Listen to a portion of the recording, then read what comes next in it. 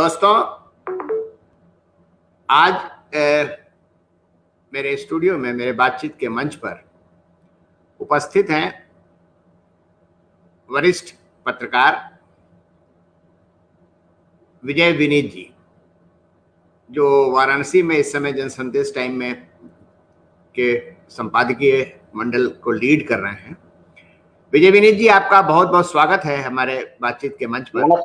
नमस्कार अरविंद जी, और मैं सभी दर्शकों का भी आभार व्यक्त कर रहा हूँ। उन लोगों ने मुझे सुनने के लिए वक्त निकाला है, शुक्रिया। और बहुत बहुत शुक्रिया आपका जो आपने मुझे अपने स्टूडियो में बुलाया।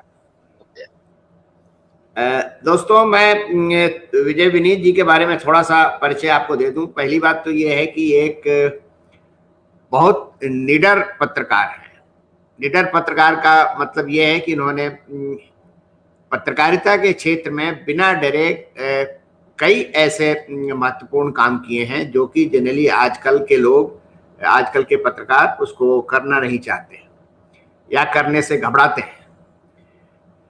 विजय विनीत जी का जो जन्म है वो 1965 में हुआ था, एक किसान परिवार में। और इनके पिताजी जो थे वो डॉक्टर रणवीर सिंह, वो टीचर और चिकित्सक भी थे। पिताजी इनको अपनी थाती यानी कि शिक्षा और चिकित्सा का क्षेत्र इनको सौंपना चाहते थे, लेकिन इन्होंने पत्रकारिता का रास्ता चुना और ये पत्रकारिता के क्षेत्र में आ गए। ये जानते हुए भी कि पत्रकारिता का जो क्षेत्र है वो बड़ा पथरीला है और कांटों से भरा हुआ है। दो तरह के पत्रकार होते हैं। एक पत्रकार वो होते हैं जो पत्रकारिता में इसलिए आते हैं कि वो सुविधा उठा सकें, अधिकारियों से मिल के, अधिकारियों से को डरा धमका के या उनसे साठ काट करके अपने लिए बहुत सारी सुविधाएं ले लें। हम तो रोज ही देखते रहते हैं। लेकिन इन्होंने दूसरा रास्ता चुना। इन्होंने जनता के पक्ष का रास्ता चुना और इन्होंने कहा कि जनता के लिए पत्रकार की जिम्मेदारी होती है। पत्रकार निष्पक्ष होता है, लेकिन वो उसका एक पक्ष होता है, वो जनता के प्रति उसकी पक्षधरता होती है। विजय विनीत जी ने देश के लगभग कई जाने माने अखबारों में काम किया, जैसे दैनिक जागरण है, अमर उजाला है, हिंदुस्तान में है, और अब आजकल जैसे मैंने बताया कि वो जनसंदेश टाइम में वाराणसी के संस्करण में जो है वो संपादकीय टीम को लीड कर रहे हैं। विजय विनीत जी का जो है वो एक चैनल भी है जो काफी लोकप्रिय है, सोशल साइट यूट्यूब पर, और इनका एक वेबसाइट भी है झुमरी तलैया नाम से। यूट्यूब चैनल का नाम भी इनका झुमरी तलैया ही है। विजय विनीत जी को जैसे मैंने कहा कि बहुत सारे साहसिक काम इन्होंने किए हैं, चाहे वो सिख आतंकवाद के समय का काम हो या अभी कोरोना काल में लोगों की भुखमरी और गरीबी और तमाम सारी समस्याओं का मामला हो। इस पर उन्होंने बेबाक रिपोर्टिंग की है। और एक बात और मैं भी बताऊंगा आप लोगों को कि अभी तो फिलहाल ये है कि इन्होंने ये जर्नलिस्ट एक्टिविस्ट है, एक तरह से अगर कहा जाए तो जर्नलिस्ट एक्टिविस्ट हैं। और अपने गांव चंदौली में जो कर्मनाशा नदी है उसके मतलब उद्धार के लिए, उसके कलंक को धोने के लिए इन्होंने बहुत सारा काम कर रहे हैं। उसका जागरूकता अभियान भी चला रहे हैं। इसके अलावा इन्होंने मतलब जैसे कर्मनाशा नदी के लिए इन्होंने डॉक्यूमेंट्री बनाई है कई, और उस पर लगातार लेख लिख रहे हैं। इसके अलावा बनारस के बागवानों और किसानों के उत्थान के लिए ये अभियान चला रहे हैं। और जो फलदायक पेड़ हैं, जैसे कि बनारसी नींबू है, बनारसी कटहल है, बनारसी आम है, बनारसी मौसम्मी है, बनारसी चंदन है, बनारसी तिपारी है, बनारसी फालसा आदि, इन पेड़ों के बचाव के लिए, मतलब इनके वजूद को बचाने के लिए भी ये अभियान में जुटे हुए हैं। अपने मित्र एक किसान मित्र हैं शैलेंद्र सिंह रघुवंशी, उनके साथ मिलकर इन्होंने बनारस के चोलापुर में ऐसे बागों की नर्सरी विकसित की है जिनका वजूद मिटने की कगार पर है। विलुप्त प्रजातियों के पौधे शैलेंद्र की नर्सरी के ग्रीन हाउस में तैयार किए जा रहे हैं। विजय विनीत जी को कई सम्मान भी मिल चुके हैं, जैसे अल्पसंख्यकों के हितों की रक्षा और मानवाधिकार उल्लंघन रोकने के क्षेत्र में किए गए इनके प्रयास के लिए वरिष्ठ पत्रकार मतलब जो विजय विनीत जी को अवार्ड मिला है peoples vigilance committee on human rights PVCHR एवं human rights law network HRLN का जनमित्र अवार्ड शामिल है, और जो कि उन्हें दिल्ली में रफी मार्ग कॉन्स्टिट्यूशन क्लब में इनको ये पुरस्कार मिला। फिर उसके बाद से इनको 2018 में महात्मा गांधी काशी विद्यापीठ के पत्रकारिता विभाग के ने सारस्वत सम्मान से इनको नवाजा। सिख आतंकवाद के दौर में बेहतरीन रिपोर्टिंग के लिए साहित्य कला अकादमी ने अक्टूबर 1991 में बेस्ट जर्नलिज्म अवार्ड से इनको नवाजा है। Integrated society of media professional ने तिलक सम्मान, काशी पत्रकार संघ ने सुशील त्रिपाठी पत्रकारिता पुरस्कार समेत इन्हें अनगिनत अवार्ड मिल चुके हैं। सबसे मजेदार बात यह है कि आज तक इन्होंने कोई भी सरकारी सम्मान या पुरस्कार स्वीकार नहीं किया है, क्योंकि ये स्वभाव से जो है वो मतलब इनका जो तेवर है वो जनता के पक्ष में है, और इसलिए इनका मानना है कि जो सरकारी सम्मान जो होते हैं या सरकार के संरक्षण में जो पुरस्कार वगैरह मिलते हैं उससे उसको लेना जनता के साथ एक तरह से प्रकारांतर से मतलब दगाबाजी होगी।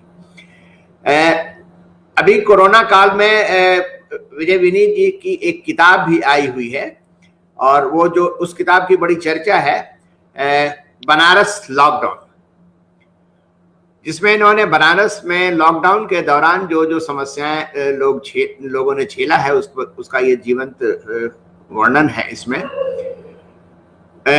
इतना तो मैंने विजय विनीत जी के बारे में बता दिया, और अब विजय विनीत जी से मैं बात करूंगा, लेकिन इससे पहले मैं एक सूचना भी आप लोगों को देना चाहता हूं कि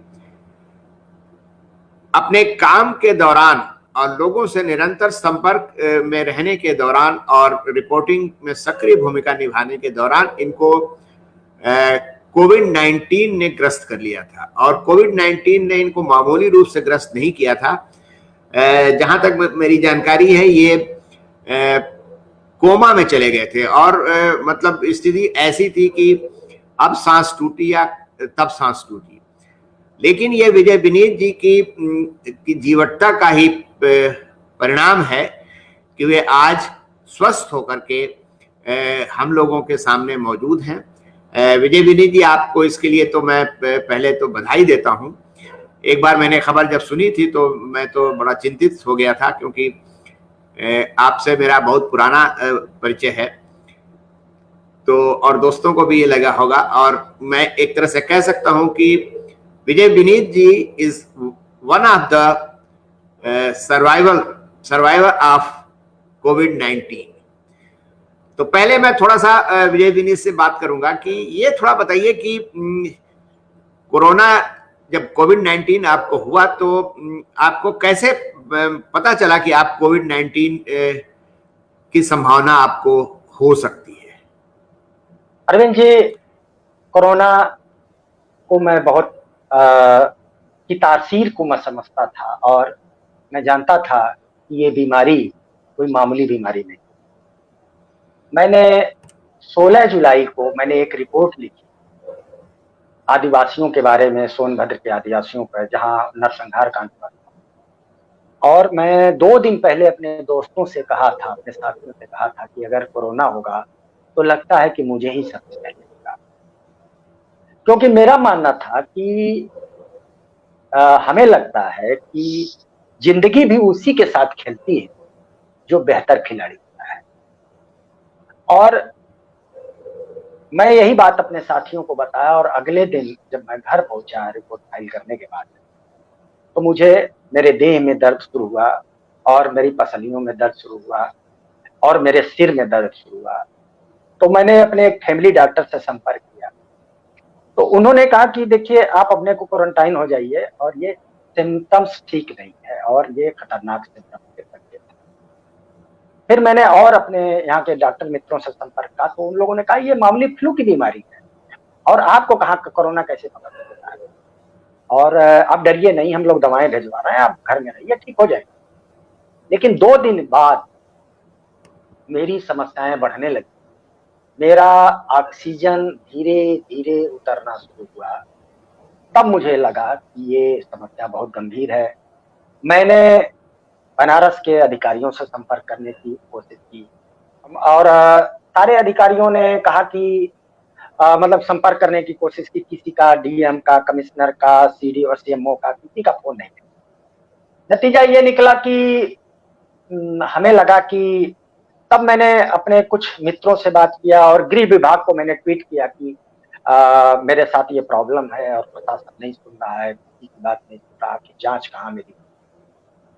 और उस समय तक बनारस में जांच का कोई बड़ा केंद्र नहीं था कि तत्काल जांच कराई जा सके। फिर ऊपर से कुछ सरकारी अफसरों ने, यहाँ के अफसरों को निर्देश दिया कि चाहे तुरंत जांच कराइए और इनको अस्पताल में भर्ती कराइए, ऊपर से निर्देश आया। तो तमाम लोगों के फोन खटकने शुरू हुए और मुझे आनन फानन में 2 घंटे के अंदर मेरी जांच हो गई और जांच के बाद मेरे परिवार के सारे लोग स्वस्थ निकले, सिर्फ मैं ही बीमार निकला। और मैं सबसे पहले बनारस का एक आयुर्वेद मेडिकल कॉलेज है, वहां मुझे ले जाया गया। लेकिन वहां की जो व्यवस्थाएं मैंने देखी वो सिर्फ रुलाने वाली थी। अब मैं आपको वो चित्र, मैंने ढेर सारे वो वीडियोस मैंने तैयार किए हैं। जिस बनारस के अस्पताल में मुझे, सरकारी अस्पताल में मुझे रखा गया था, वहां स्पेशल कहने के लिए वो स्पेशल वार्ड था, लेकिन एक टूटा हुआ पंखा और एक मोटी सी धूल की परत बाथरूम में, न कोई बिस्तर पर चादर, कुछ भी नहीं था और खिड़कियों को रस्सी से बांध कर रखा गया था और पानी का कोई इंतजाम नहीं, खाने की तो बात ही मत पूछिए। हालात इतने खराब थे। मैंने फिर अधिकारियों से बात किया कि यहाँ तो 5 मिनट गुजारना मेरे लिए मैं यहाँ नहीं रह सकता। रात 2 बजे फिर आनंद फानंद में मेरे लिए व्यवस्था की गई और यहाँ बनारस एक अस्पताल भी खोला गया था, क्योंकि उस समय तक मैं लेवल 1 का मरीज था और बहुत ज्यादा क्रिटिकल मेरी पोजीशन नहीं थी। मैं नॉर्मली सबसे बात कर रहा था, लेकिन मैं जानता था कि ये कोरोना जब आया है तो कुछ करके ही जाएगा, कुछ छोड़ने वाला नहीं। और मैं रात 2 बजे मैं यहाँ से फिर उस एक होटल था जिसको अस्पताल में बदला गया है, उसका नाम है गुप्ता इन बनारस का, नदेसर पर है बनारस के। वहां मुझे 2 बजे रात में जब मैं भर्ती हुआ तो कम से कम वहां साफ सुथरा बिस्तर और सुविधाएं मुझे। 2 दिनों तक मुझे लगा कि कोरोना मेरा कुछ नहीं कर पाएगा, ये मामूली बीमारी है, कुछ दिन यहाँ रहेंगे, दवाएं खाएंगे और ठीक होकर के और लग। लेकिन धीरे धीरे कोरोना ने मेरे शरीर पर जब हमला बोला तो ये एहसास होना शुरू हुआ कि दवाएं, सारी की सारी दवाएं बेअसर साबित हो रही। बुखार की दवाएं लेता था, बुखार नहीं टूटता था, देह में दर्द नहीं टूटता था, सिर में दर्द था और हमें लगता कि ये बहुत षड्यंत्रकारी और धूर्त वायरस है कोरोना।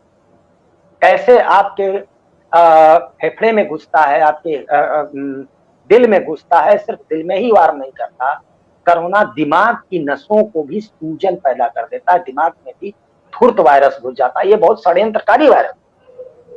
और लेकिन जब अगले दिन 22-23 तारीख को अचानक मेरी हालत ये हो गई कि सांस लेना मेरा कठिन, एक एक सांस के लिए मैं जद्दोजहद करने लगा और मेरी पसलियों पर ऐसे लग रहा था कि मेरे सीने पर भूसे बरसाए जा रहे हों लगातार।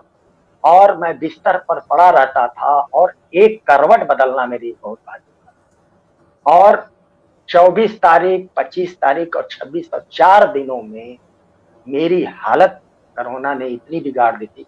आपको याद होगा कि आपने कहा था कि विनीत जी मैं आपसे बात करना चाहता हूँ आपके किताब के बारे में। उस समय तक मुझे लगा कि मैं आपसे बात करने की स्थिति में आ जाऊंगा, और उस समय जब मैं अस्पताल में था आपने कहा था कि लाइव आप अस्पताल से बात कर लीजिए, कोई दिक्कत नहीं। लेकिन मैं तब इसकी तासीर को नहीं समझता था कि ये कोरोना मुझे इतना बड़ा जख्म दे जाएगा, और कोरोना को मैं भी मामूली और कॉमन बीमारी समझता था।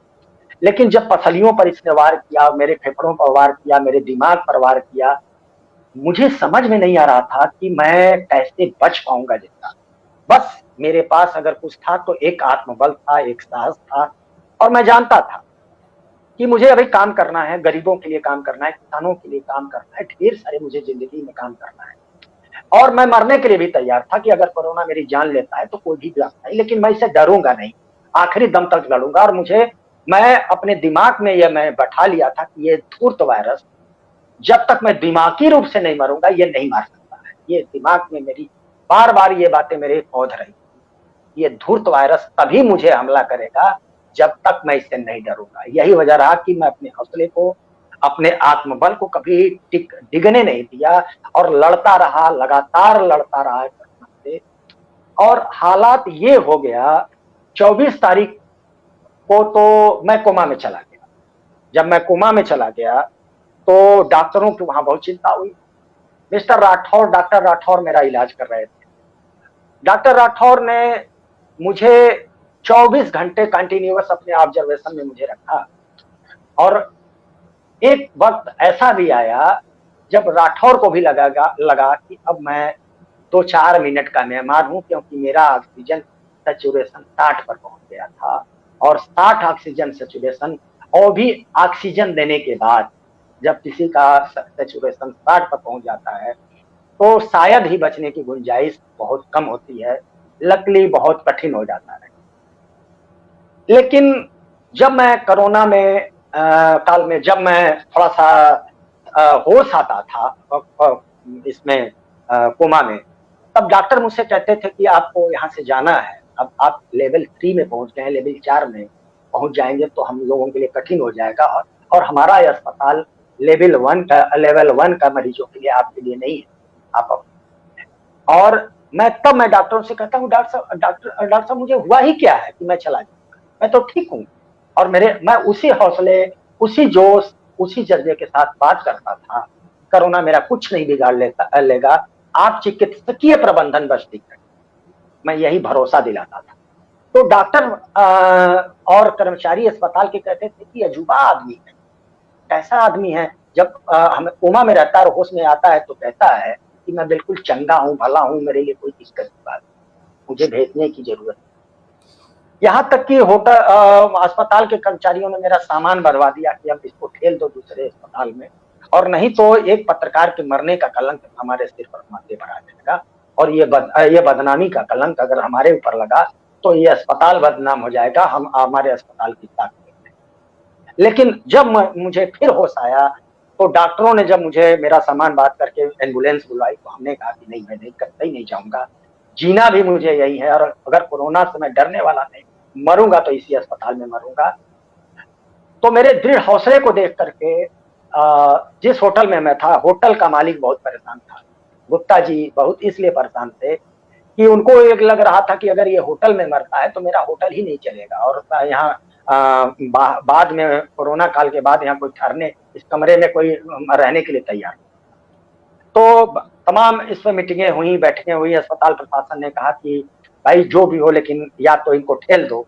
जब लगा कि ये जाने वाला शख्स नहीं है, कोरोना से भी लड़ रहा है और हम लोगों से भी लड़ रहा है, अजूबा आदमी है, तब उन लोगों ने निर्णय लिया कि यार चलो, गुप्ता जी भी मेरे लिए हनुमान चालीसा का पाठ करने लग गए कि चलिए भाई विजय विनीत जी को यार बचा ही लो हनुमान जी का, बाबा बोले, क्योंकि अगर ये मर गए तो और दिक्कत हुई है, जाएगा है।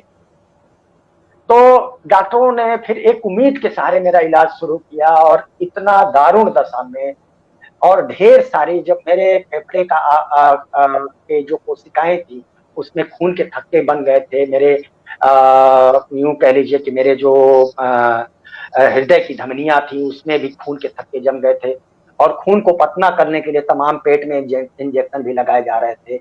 और कई बार, एक बार मुझे 27 जुलाई को एक बार मुझे क्षण भर के लिए लगा कि अब शायद नहीं लौट पाऊंगा। तो अपनी मैं एक अच्छी बात ये रही कि मैं, मेरे साथ जो भी घटित होता था, मैं अपने व्हाट्सएप पे हर मैसेज को बोल करके टाइप कर देता था कि मेरे साथ ये हो रहा है, ताकि मैं रिकॉल कर सकूं कि कोरोना काल में मेरे साथ क्या क्या हुआ है और मैं अपने दोस्तों के और साथियों को मैं साझा कर सकूं कि कोरोना से बचना है तो क्या क्या एहतियात जरूरी है। लेकिन ये धूर्त वायरस ने मेरे जो शरीर को जो जख्म दिया, और 4 दिनों तक यूं कह लीजिए कि कोमा, 3-4 साढ़े 3 दिनों तक लगभग मैं कोमा में रहा। लेकिन बस अपने आत्मबल मेरा था कि कोरोना से मैं लड़ता गया। 13 दिनों तक मैं ऑक्सीजन के सहारे रहा। 13 दिनों तक लगभग मुझे लगातार ऑक्सीजन चढ़ाया जा रहा था अस्पताल में, और जहां ऑक्सीजन हटाया जाता था मेरा ऑक्सीजन सैचुरेशन देख करके काफी नीचे चला जाता था और डॉक्टर चिंतित हो जा रहे थे। डॉक्टरों को समझ में नहीं आ रहा था कि मेरा ऑक्सीजन कभी हटेगा या नहीं हटेगा।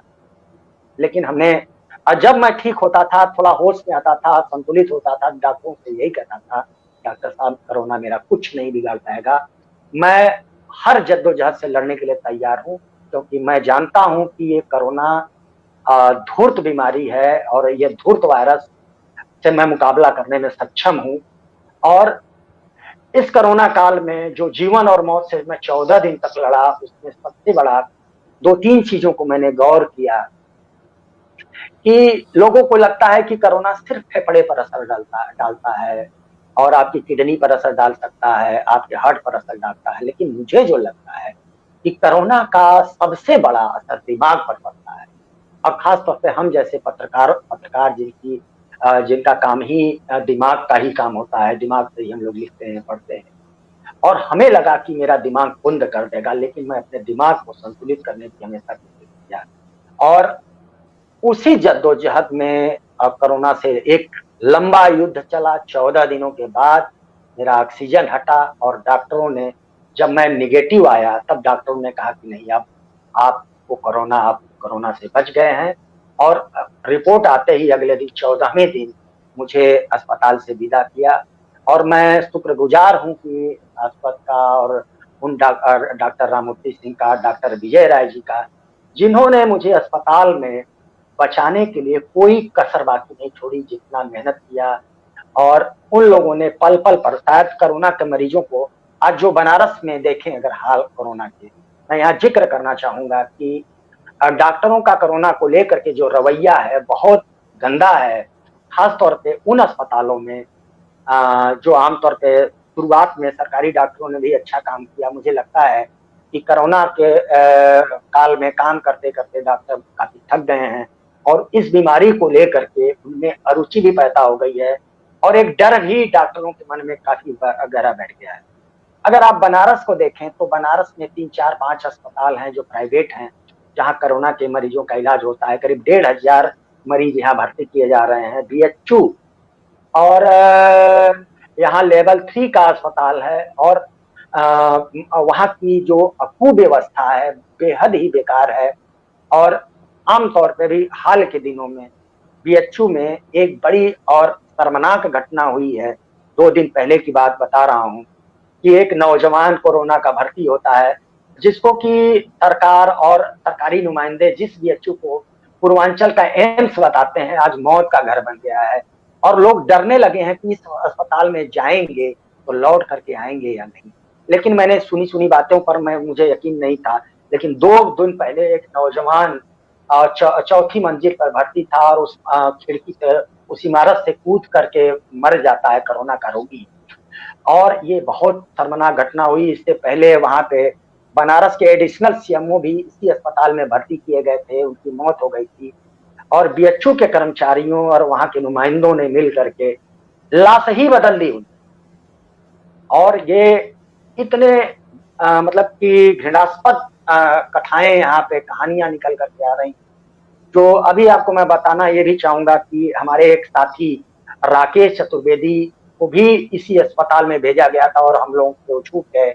एक यहाँ के सेलिब्रिटी जर्नलिस्ट थे आज वो हम लोगों के बीच नहीं रहे, कोरोना ने उन्हें डस लिया और अस्पताल में उनको माकूल इलाज नहीं मिला। मैं ये बताना चाहूंगा कि आज जो पत्रकारों की दशा है वो बेहद ही खराब है। आप अगर देखें तो छोटे छोटे राज्यों में जो काम करने वाले अच्छे जर्नलिस्ट हैं, सबका बीमा किया गया है, सबको इलाज की सुविधाएं हैं। आज उत्तर प्रदेश का पत्रकार इतना संकट में है कि सभी सरकारों ने, अधिकांश इवन भाजपा शासित राज्यों की सरकारों ने, अगर आप देखें तो मध्य प्रदेश और आपके राजस्थान, आपके छत्तीसगढ़ और तमाम सरकारों ने पत्रकारों को बीमा का सुविधा दिया है, क्योंकि समाज में आखिरी सबसे अगली पंक्ति में पत्रकार ही खड़ा होता है और इनके लिए सरकार कोई सुविधा नहीं दे रही है। जबकि तमाम बीमा योजना और दूसरों के लिए ढकोसले की बातें की जाती है कि हम ये सुविधाएं दे रहे हैं, वो सुविधाएं दे रहे हैं। चलिए हम मानते हैं कि जो अखबार में काम करने वाले या जो पत्रिकाओं में काम करने वाले, पोर्टलों में काम करने वाले पत्रकारों के लिए एक सुविधाएं हैं, लेकिन उन पत्रकारों की खबर कौन लेगा जो रिटायर हो गए हैं, जिन्हें कोरोना का सबसे ज्यादा खतरा है। अगर आप बनारस में देखें तो ढेर सारे ऐसे पत्रकार हैं जिन्होंने अपने दौर में पत्रकारिता का वो दौर गुजारा है, पत्रकारिता में एक बड़ा नाम किया है। मिस्टर पदमपति शर्मा जी कोयले एक बड़े खेल पत्रकार हैं, लेकिन रिटायर होने के बाद उनको 1000 रुपए, अगर आप कहिए 2,000 रुपए उनको पेंशन मिलती है, और क्या 1000 रुपए में एक पत्रकार अपना इलाज करा सकता है? आप खुद सोचिए कि 1-2 हजार रुपए पेंशन पा करके आप, यहाँ की सरकार उन पत्रकारों के बारे में नहीं सोच रही है।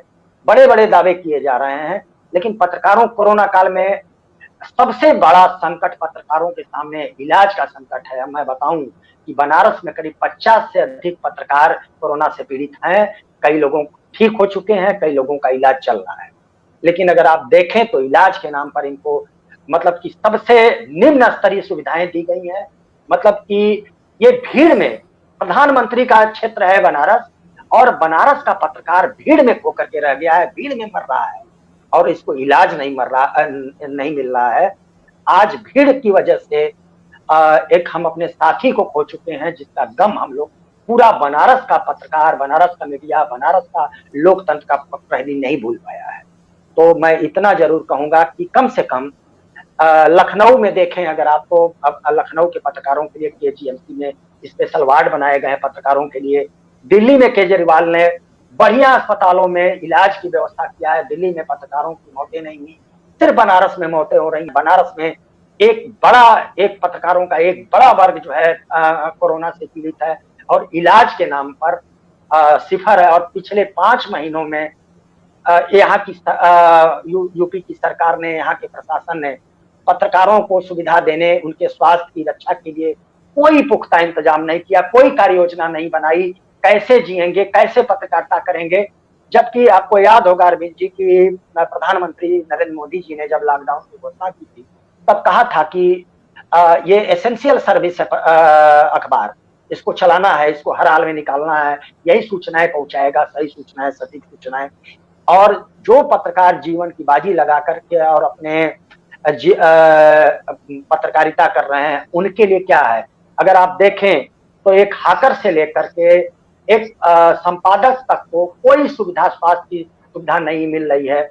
और आप जानते हैं कि पत्रकारों को कितना वेतन मिलता है, कितनी सुविधाएं मिलती हैं, और उसके बावजूद अगर वो, उसके पास क्या है, किस पत्रकार का पास इतना पैसा है कि वो 3 लाख 4 लाख रुपए जमा करके प्राइवेट अस्पतालों में अपना इलाज करा सके?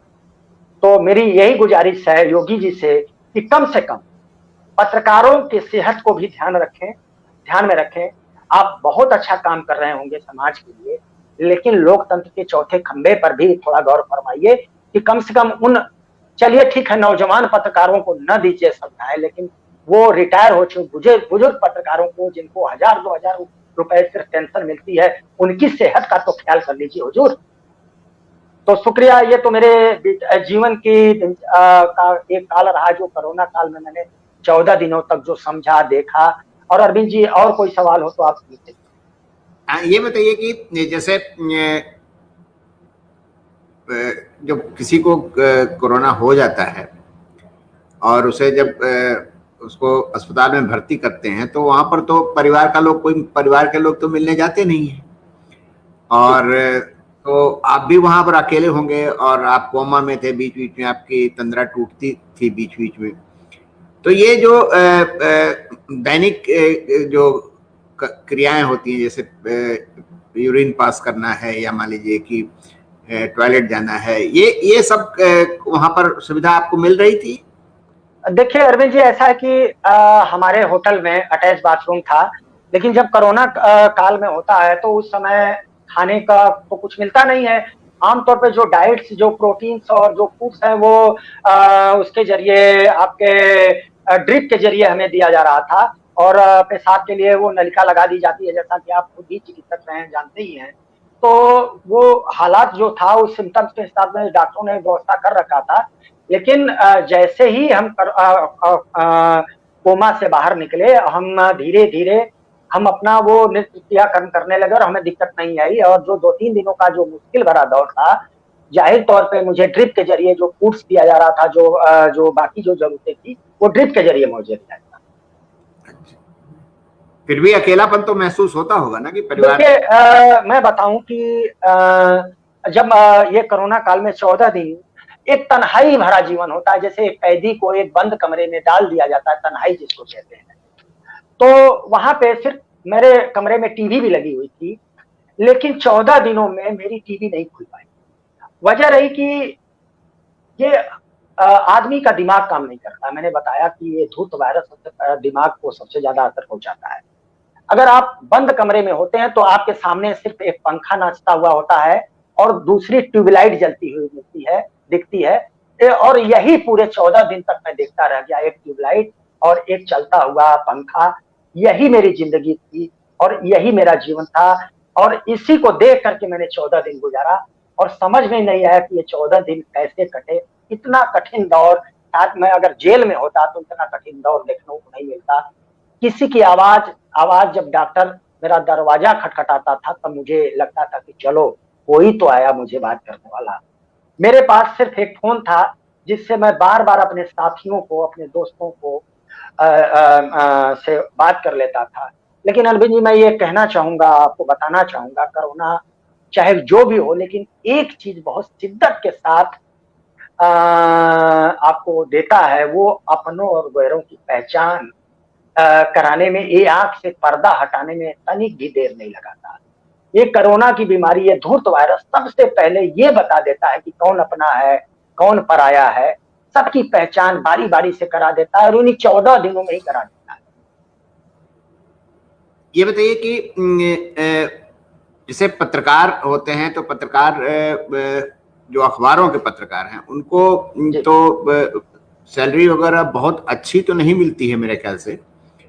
तो जैसे अगर किसी को कोरोना हो गया तो उसके इलाज में और उसकी रिकवरी तक कितना खर्चा हो जाता हो, कितना खर्चा आता हो? देखिए एक चीज मैं बताऊं अरविंद जी, कि अगर आप प्राइवेट अस्पताल में जाते हैं तो ये मान करके चलिए, अगर पैसा आपको देना है तो कम से कम मान कर चलिए कि 2 से 3 लाख के बीच आपका खर्चा है। अगर आप लेयर 3 के मरीज हैं तो, लेयर 1 के मरीज हैं तो हो सकता है कि आपका खर्चा 1.5 लाख में भी आप निकल आए बाहर, 1 लाख में भी निकल आए। लेकिन अगर आप लेयर 3 में हैं, 14 दिन अस्पताल में रहते हैं, हो सकता है कि आपको 5 या 10 लाख रुपए भी लग जाए। अगर आपने बड़े अस्पतालों की सुविधाएं ली तो आपको 5 से 10 लाख रुपए भी लग सकते हैं। और मेरा मानना है कि देखिए, ये पत्रकारों के लिए जीवन का इसलिए बड़ा संकट है कि अगर आपके पास बीमा नहीं है, आपके पास तो इतना शायद ही कि अगर आप देखेंगे कि नौकरी के भरोसे, अखबार की नौकरी के भरोसे कितने पत्रकार ऐसे हैं जो 3 लाख रुपए तत्काल व्यवस्था करते हैं, और अगर उनको कोई प्रोटेक्शन, घर का प्रोटेक्शन, समाज का प्रोटेक्शन या दोस्तों का प्रोटेक्शन नहीं मिलता है तो ये समझ लीजिए कि उनका इलाज बहुत कठिन, बहुत मुश्किल, बहुत चुनौती। तो बहुत सारे लोग तो मेरे ख्याल से इलाज न करा पाने की वजह से भी उनके सामने संकट आ सकता है मेरे ख्याल से। देखिए इलाज का मैं बताऊं कि अगर आप देखेंगे तो ढेर सारे अखबार हैं जिसमें, अगर आगरा में एक पत्रकार की मौत हुई और रांची में एक पत्रकार की मौत हुई, झारखंड में कई पत्रकारों की मौत हो चुकी है कोरोना से। अगर आप देखें तो ये कोरोना काल में पत्रकारों ने बहुत सी कुर्बानियां दी हैं, और जो बहुत से पत्रकार ऐसे हैं जो माइल्ड कोरोना था, जो खतरे नहीं थे और वो लोग बच करके आए हैं। तो मेरा ये कहना है कि ये जो पत्रकारों के सामने सबसे बड़ा चुनौती है, सबसे बड़ा संकट है, और पत्रकारों से हमेशा यही उम्मीद की जाती है कि कल जो अखबार में छपेगा, सच छपेगा, वहां पे मौका तो होगा ही, जरूर होगा। सबकी अपेक्षाएं होती हैं, और इस खेल में फंसता है पत्रकार। जब वो मौके पे जाता है तो उसको पता ही नहीं चलता कि उसके बगल में बैठा हुआ कौन सा आदमी कोरोना बम है, कौन सा उसको संक्रमण दे रहा है, उसको एहसास ही नहीं आता, और वो आता है तो अगले दिन बीमार हो जाता है। मैं बताऊं कि मैं बचने के बावजूद 72 अपनी किताब मैंने जब बनारस लॉकडाउन के लिए जब मैंने काम शुरू किया था, कोरोना मार्च 20 मार्च के बाद मैंने प्लान बनाया था कि मुझे किताब भी लिखना है कोरोना काल में, और अपने अखबार के लिए बेहतरीन रिपोर्टिंग करनी है। मैंने 75 दिनों तक काम किया, और लगातार बिना रुके, बिना छुट्टी लिए, बगैर लिए अपनी गाड़ी लेकर के निकलना और फील्ड में जाना। उस दौर में मैंने काम किया, खास तौर पे कोरोना काल में, जब पहली बार लॉकडाउन हुआ और लोगों को अपने घरों की खिड़कियों से झांकने में डर लगता था, और मैं हॉट स्पॉट एरिया में जाकर के घूमता था, जहां सिर्फ यूं कह लीजिए कि जैसे इस तरह से बनारस में सबसे पहले मदनपुरा एक इलाका है जहां सबसे पहले हॉट स्पॉट बनाया गया, और एक बताया गया कि एक तबलीगी जमात का एक कोई बंदा आया है, उससे वहां से लौट करके आया, उसको कोरोना हुआ है। और बनारस में मदनपुरा, गोदौलिया से मदनपुरा से और उसके आगे तक का जो सोनारपुरा तक का इलाका है, करीब 1.5-2 किलोमीटर का, वो पूरा पुलिस छावनी बन गया था। ऐसा लग रहा था जैसे कि हमने कराची में आए हों, या हिंदुस्तान पाकिस्तान के बॉर्डर पर आए हों, इस तरह की दहशत थी। कोई अपने घरों से झांक नहीं सकता था। उस मंजर को हमने देखा, और उस मंजर में जाकर के हम लोगों ने लाइव और ग्राउंड रिपोर्टिंग की और देखा, तो हमें कोरोना काल में उतना डर नहीं लगा। और मैंने गांव में जाकर के देखा, और मैंने शहरों की नब्ज को टटोला, किसानों से बात की, सबसे मैं मिला, लेकिन मुझे ये एहसास नहीं था क्या यार कोरोना मुझे भी डस लेगा, मुझे मेरे पर भी हमला कर देगा, मुझे भी मौत के कगार तक पहुंचा देगा। मुझे ये एहसास नहीं था, लेकिन जब कोरोना का हमला मेरे पर हुआ तो तब मुझे एहसास हुआ कि नहीं, ये वाकई ये धूर्त वायरस किसी के भी शरीर में घुस सकता है, कभी भी घुस सकता है। लाख आप प्रयास करें तब भी आपके फेफड़े में घुस सकता है, आपकी सांसों को रोक सकता है, आपकी धमनियों को रोक सकता है, आपकी जिंदगी को रोक सकता है। तो इसको मेरी गुजारिश है कि कम से कम पत्रकारों को कि ये इससे बचाव के लिए हमेशा इंतजाम रखें, सरकार के भरोसे न रहें, क्योंकि सरकार आपको कोई सहायता नहीं देने वाली है। और वो सरकारें जो आमतौर पे पत्रकारों को अलग नजरिए से देख रही हैं, और आपने देखा होगा कि हाल के दिनों में कोरोना काल में बना यूपी में तमाम पत्रकारों के साथ जुल्म और ज्यादतियां हुई। मेरे साथ मुझे भी धमकाया गया, आपको याद ही होगा कि मैंने एक स्टोरी की थी जिसमें प्रशासन ने मुझे धमकाया था और मुझे नोटिस दी थी। मुझे उस पर प्रेस काउंसिल ने यहाँ के प्रशासन को मेरे पक्ष में सो मोटो लेते हुए नोटिस भी जारी किया है, जवाब भी तलब किया है। एक बड़ा खतरनाक दौर था जिस समय कोरोना काल में मैं गुजरा हूँ। सरकार की धमकी और प्रशासन की चेतावनी और ढेर सारी धमकियों के बावजूद मैंने कोरोना काल में अपनी एक किताब भी लिखी, बनारस लॉकडाउन। हमें लगता है कि ये देश की शायद ये पहली किताब है जो मैंने सिर्फ लाइव लिखी है और जीवंत। और सबसे बड़ी बात है कि मेरी जो बनारस लॉकडाउन किताब, मैं दिखाना चाहूंगा कि ये बनारस लॉकडाउन मेरी किताब है। और ये किताब जो है बनारस लॉकडाउन ऐसी किताब है जो जीवन के बनारस के रेसे रेसे को और कोरोना काल के पल पल की ये दस्तावेज का पल पल का अगर आप देखेंगे तो इस पे बनारस का जो साड़ी उद्योग है, बनारस का खिलौना उद्योग है, बनारस का गीत संगीत, सबके गायकों और क्रिएटर्स को जिस करीने के साथ मैंने इसमें देने की कोशिश की है। मेरा प्रयास है कि अभी इस किताब पे कोई चर्चा नहीं हुई है।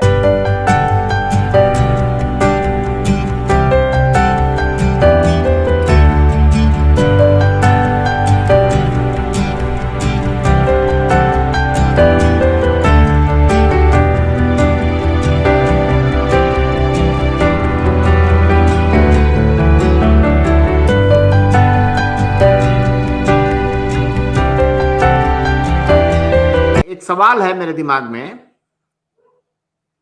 कि ये बताइए कि आप अमेरिका गए थे और अमेरिका से कुछ छात्र आए थे आपके पास साहसिक पत्रकारिता के गुर सीखने के लिए, तो इसके बारे में थोड़ा बताइए। कि जब मैं अमेरिका में था तो मैं डलास और न्यूयॉर्क से लेकर वाशिंगटन और ढेर सारे शहरों में मैंने घूमा और वहाँ की संस्कृति, वहाँ के कल्चर को, बनारस के कल्चर को से जोड़ करके देखने के लिए।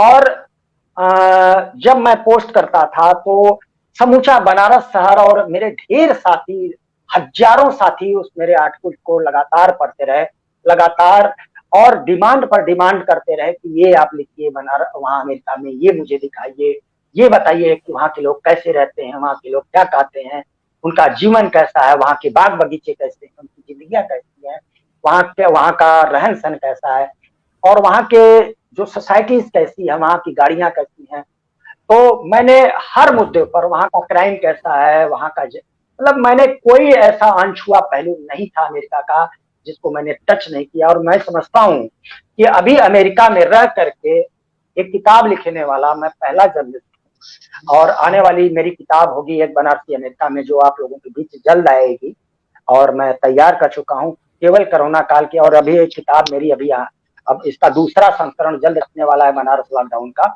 इसके बाद वही किताब आएगी एक बनारसी अमेरिका में, और उम्मीद है कि वो किताब बहुत यादगार इसलिए होगी कि अगर आप एक बनारसी अमेरिका पढ़ेंगे अगर आप, तो उसमें आपको बनारस और अमेरिका दोनों की आप सैर कर लें।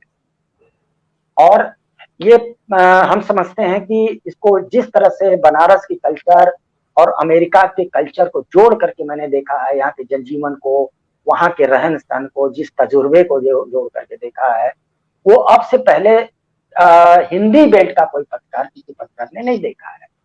तो अभी उसमें ढेर सारी हम लोगों का प्रयास चल रहा है, और ढेर सारी किताबों पर भी हम लोग काम कर रहे हैं, और आने वाले, और किसानों के लिए काम कर रहे हैं, यहाँ के आदिवासियों के लिए काम कर रहे हैं, मुसहरों की जिंदगी पर काम कर रहे हैं। और आपको याद होगा कि जब आप मेरठ में मैं था, आपके साथ था, मैं अमर उजाला में था, जब मैं बनारस हिंदुस्तान टाइम्स में आया था, तो मेरी एक सबसे बड़ी खबर मैंने छापी थी, चंदौली का नौगढ़ इलाका, जो जंगलों से घिरा इलाका, वहां भूख से तीन लोग मर गए थे, उसकी मैंने ग्राउंड रिपोर्टिंग किया था। और वो बहुत ही उस पे मेरी रिपोर्ट को संसद भवन में लहराया गया था कि देखिए यहाँ के लोग भूख से मर रहे थे। उस समय वाजपेयी की सरकार, केंद्र सरकार में, और यही मुलायम सिंह यादव ने उस जा करके सपा वालों ने कहा कि देखिए भाजपा के कार्यकाल में लोग भूख से मर रहे हैं, खाने के लिए नहीं है। वो मेरी बनारस की सबसे, उस दौर की, जब मैं मेरठ से लौटने के बाद बनारस आया था, तो मेरी चर्चित स्टोरी रही।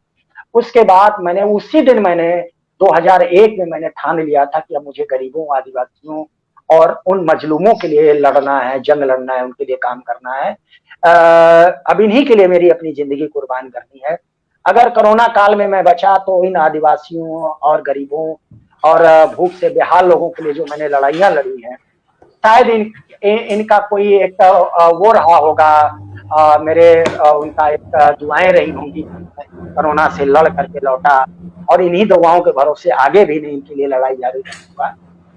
जी अरविंद, ये जैसे कि अमेरिका से कुछ छात्र आए थे जर्नलिज्म के, और उन्होंने आपसे साहसिक पत्रकारिता के गुर सीखे थे। जी जी, तो ये साहसिक पत्रकारिता का गुर क्या होता है, ये जरा बताइए, तो और पत्रकारों को भी कुछ सीखने को मिलेगा। देखिए, ऐसा है कि अभी आपको मैं बताऊं कि जब मैं बरेली दैनिक जागरण में था, तो वहां पे मुझे आमतौर पे, मैंने वहां पे आतंकवाद की बीट पर मैंने बहुत लंबे समय तक काम किया, और वहाँ जो तराई का सिख आतंकवाद था उस पर मैंने करीब 3-4-5 सालों में ढेर सारी स्टोरियां की। आपको याद होगा कि पीलीभीत में 11 सिखों का मर्डर कर दिया गया था, और निर्दोष सिख थे, जिसपे वहां की पुलिस ने 4 जगह इनकाउंटर करके मारा था। वो जो बस से उतार के मारा, हाँ, जो मारा था। और उस दौर में मतलब कि 4 जगह एक ही रात में, आधी रात में 4 जगह मुठभेड़ हुआ था। उस दौर में कोई पत्रकार हिम्मत नहीं कर पाता था कि पुलिस की मनमानी पर कोई कलम चला।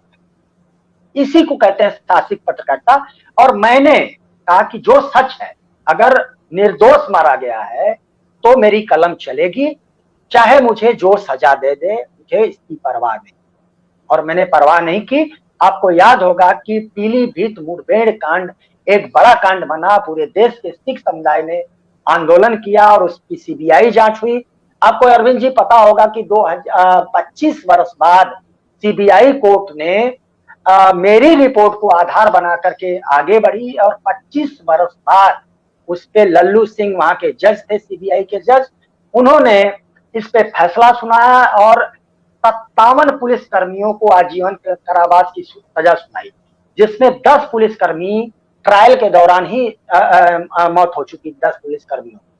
और अभी बाकी जो 47 पुलिसकर्मी, जिसमें तमाम इंस्पेक्टर और कांस्टेबल से लेकर के सारी अधिकारी हैं, ये सब के सब अभी जेल में बंद है। तो ऐसा नहीं है, इसी को कहते हैं साहसिक पत्रकारिता।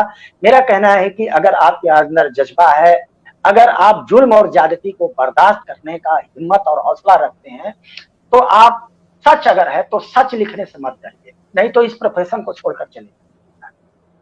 अखबार में चाहे कहीं भी रहा हूं, आपको मैं कहानियां आज मैं एक डिस्क्लोज करना चाहता हूं, एक बहुत बड़ा एक घटना मैं डिस्क्लोज। उससे पहले एक सवाल पूछता हूं मैं आपसे कि जैसे आज के दौर में पत्रकारों को लोग पीट पाट रहे हैं, गोली भी मार दे रहे हैं, आपको डर नहीं लगता है?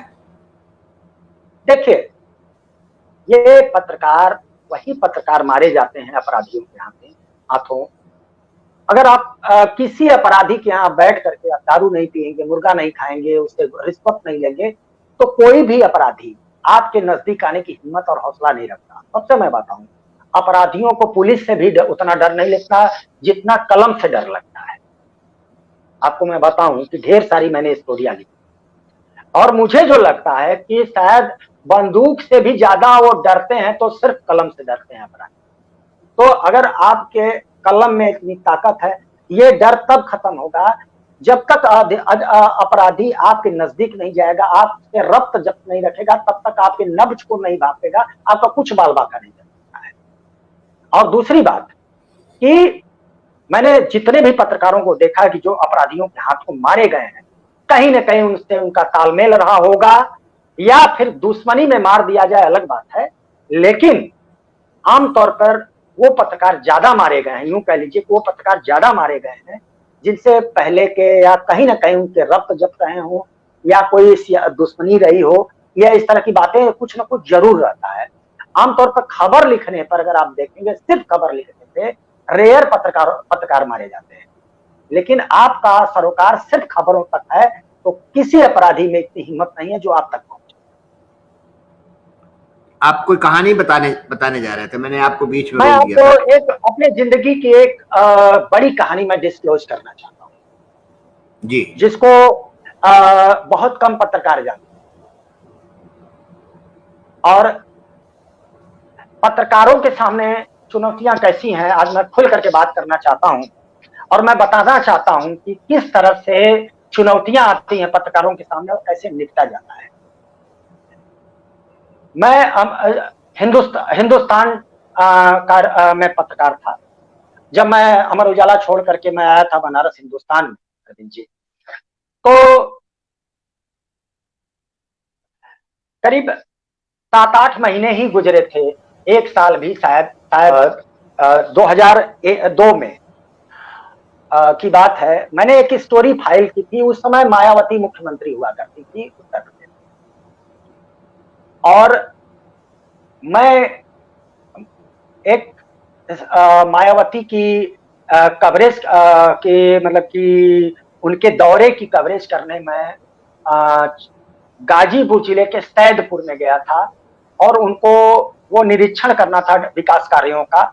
और आप जैसा जानते हैं कि मायावती का विकास कार्य का निरीक्षण ऐसा होता था कि वो अधिकारियों को मौके पर ही पनिश करती, और वो ऐसा दौर था कि कलेक्टर हो चाहे सीडीओ हो चाहे कोई भी अधिकारी हो, मौके पर ही उनको नाप देती थी। उनका एक तरीका था काम करने का। वो एक भयानक दौर था, एक अजीब दौर था अधिकारियों के लिए। मैं भी गया था उस कवरेज में। आप हिंदुस्तान और में थे उस समय? उस आप समय मैं हिंदुस्तान में थे? हिंदुस्तान था। हाँ, हिंदुस्तान में था। और सैदपुर का एक जगह है भितरी, भितरी में मायावती आई और उन्होंने रातों रात खड़ंजे बिछाए गए थे और मायावती उस पर फिसल गई और गिर सा गई। अधिकारियों ने पकड़ लिया, फोर्स ने। उसके बाद उनका गुस्सा बढ़ गया काफी। और भीतरी इलाके में एक जगह थी जहां पे लोगों को उन्होंने जुटाया और उन्होंने वहां के कलेक्टर, तत्कालीन कलेक्टर रमाशंकर सिंह हुआ करते गाजीपुर के, उनको बुलाओ। उन्होंने कहा कि डीएम को बुलाओ। जिलाधिकारी ने जाकर के उनका पैर पकड़ लिया। मैंने वो खबर विथ फोटोग्राफ पहले पेज पे छापी कि मायावती, मुख्यमंत्री के डीएम ने मुख्यमंत्री के पांव पकड़। इस खबर ने, ये फोटोग्राफ भी थी, मौका भी था, पूरे गांव ने देखा, एक नहीं हजारों लोगों के हुजूम ने देखा कलेक्टर को पैर पकड़ते हुए। और उसके बाद उस खबर का दंश मुझे भुगतना पड़ा। आज मैं उस रहस्य को उजागर कर रहा हूं कि इस खबर के छपने के बाद, उस समय मृणाल पांडे हुआ करती थी हमारे यहां प्रधान संपादक, और इनके पति महोदय भी एक प्रशासनिक अफसर थे उत्तर प्रदेश के, अहम पोस्ट पर बैठे हुए।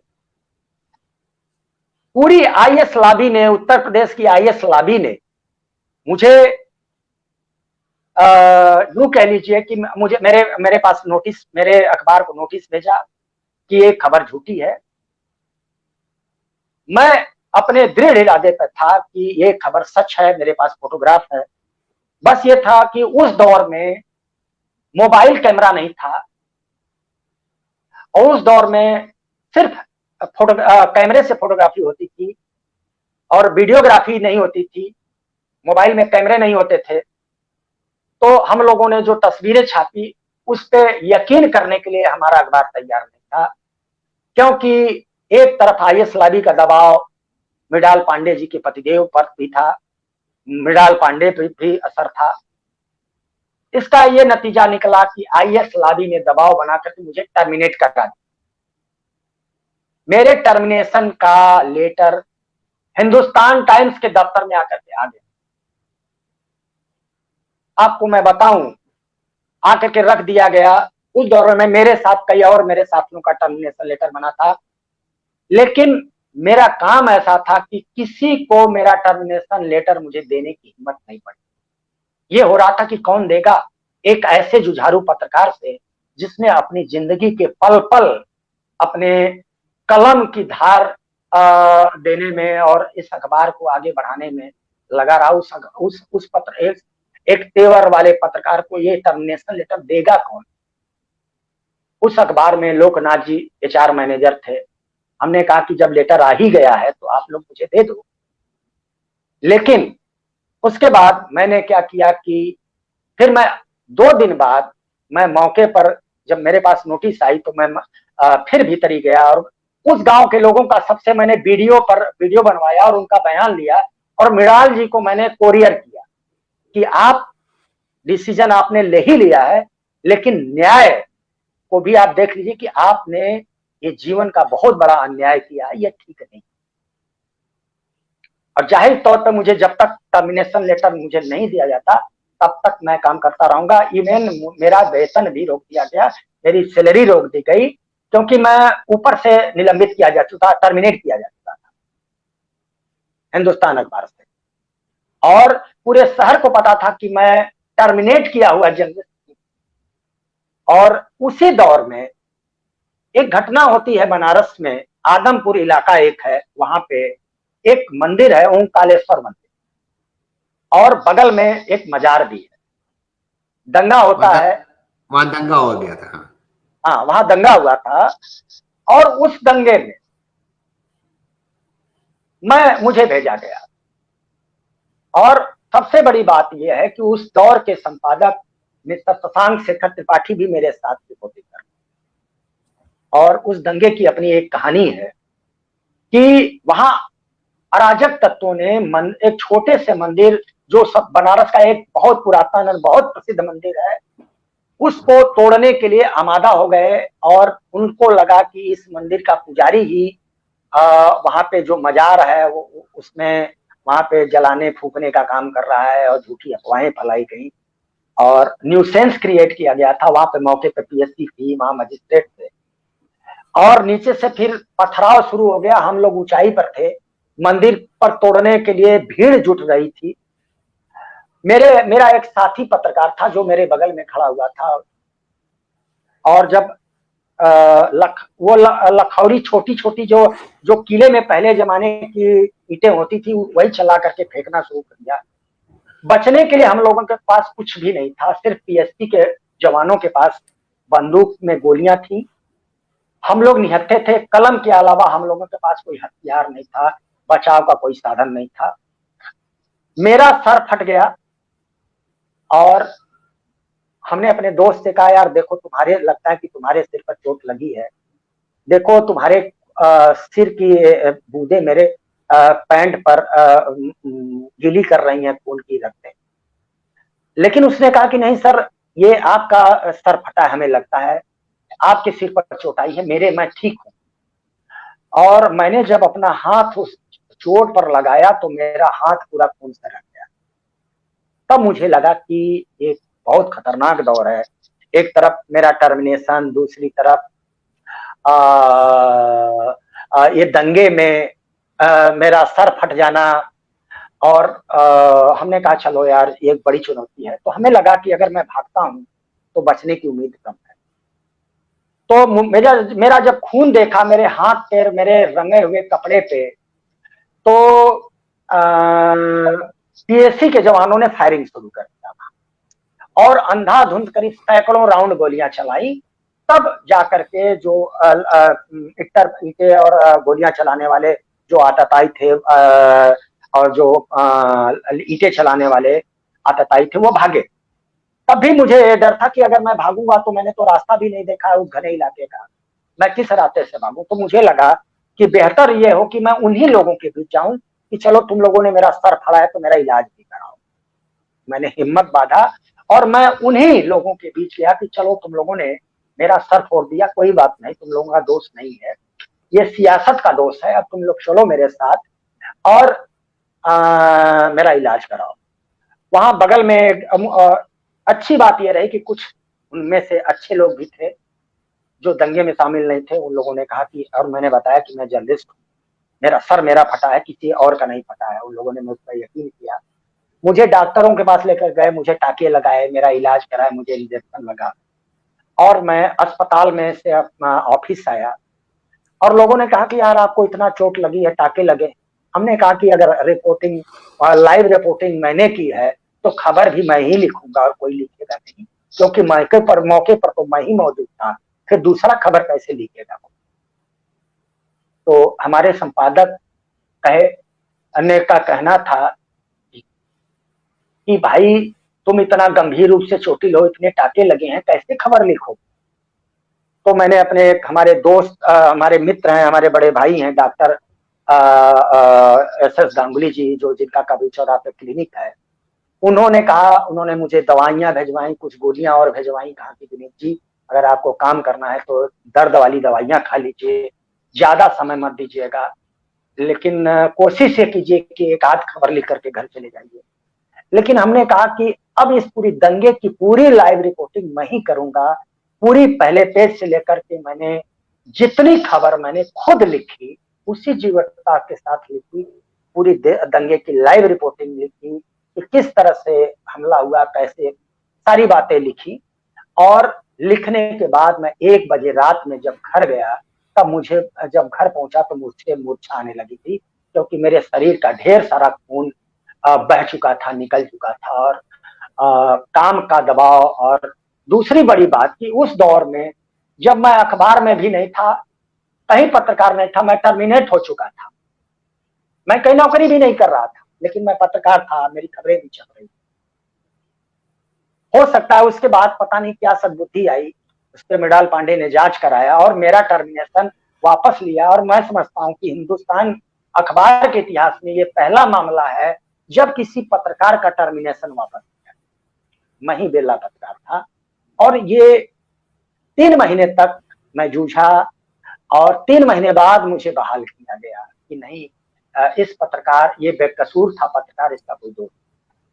तो होता है कि अगर आप सच लिखेंगे तो सच की राह में कठिनाइयां काटे आएंगे, लेकिन अगर आप ईमानदारी से काम करते हैं तो आपको कोई झुका नहीं सकता, आपको कोई तोड़ नहीं सकता। निश्चित है मुश्किलें आएंगी, कोरोना ने भी मुझे मुश्किलें दी, लेकिन मैं लड़ा, उसी जीवटता के साथ लड़ा जिस समय मैं टर्मिनेट हुआ था। हिंदुस्तान ने मुझे टर्मिनेट किया था और मेरे खिलाफ मतलब कि झूठी कहानियां गढ़ी गई थी। जब सच उजागर हुआ कि नहीं, ये सच लिखने वाला पत्रकार है, तब मुझे वापस किया गया और बताया गया कि नहीं, एक जीवट पत्रकार है और इसकी हिंदुस्तान अखबार को जरूरत है। तो ये मेरे जीवटता की एक कहानी थी जिसको मैंने अपने दर्शकों के साथ साझा किया। और कोई सवाल हो तो अरविंद जी आपसे। नहीं, काफी बातचीत हो गई आपसे, और वो आपकी किताब जो है वो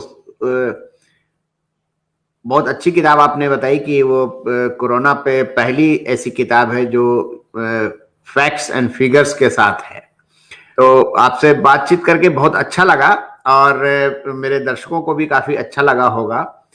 एक बात बिल्कुल समझ में आई है और सबको समझ में आई होगी कि अगर आदमी के अंदर आत्मबल है तो गुंडे, बदमाश, सरकार, प्रशासन, बीमारी भी उसका कुछ भी नहीं बिगाड़ सकती है, और जिसका जीता जागता उदाहरण आप हैं। विजय विनीत जी, बहुत बहुत धन्यवाद कि आपने मुझे समय दिया, और